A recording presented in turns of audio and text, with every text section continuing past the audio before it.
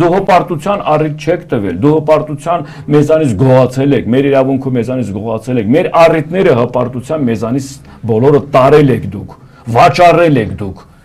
թշնամու հետ համագործակցել եք։ Հիմա ես որպես հայ եմ խոսում, չէ՞։ Ես որպես հասարակ մի հատ բան, որ ասում եմ, ներկայացուցիչ եմ, չէ՞ խոսում։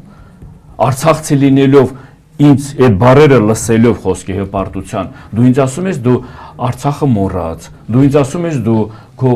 հոր քո մոր գերեզմանները մոռաց, դու ինձ ասում ես քո հարազատները, որ այդքան զոհաբերել եք, մոռաց։ Հանուն ինչի։ Հանուն լավ ապրելու կամ հանուն ես այդ կյանքի անունը ինչ դնեմ, իմ ապրած կյանքը սրանից հետո անունը ինչ պիտի լինի։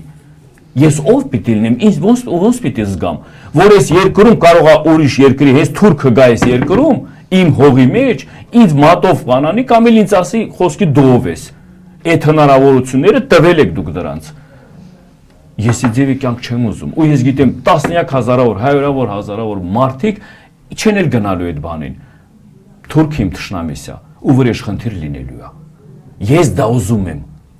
ու դա իրականություն է դառնալու, որովհետև հազարավոր զոհվածների ծնողներն են, բարեկամներն են, հարազատներն են, մենք դա ենք ուզում։ Ուզես դու չուզես, լինես դու չլինես, ղեկավար, մեծ թքած ունեք սաղի վրա։ Մենք մեր արժանապատվության մասին ենք խոսում։ Դա ազգային արժանապատվությունը ուրիշ է, մարդու անձնական արժանապատվությունը ուրիշ հասկացողություն է։ Մեկ է սրբությունների, որ առաջ խոնարհվել ենք, մեկ է սրբությունները չենք վաճառում, մեկ է սրբությունների համար պատրաստ ենք զոհաբերելու։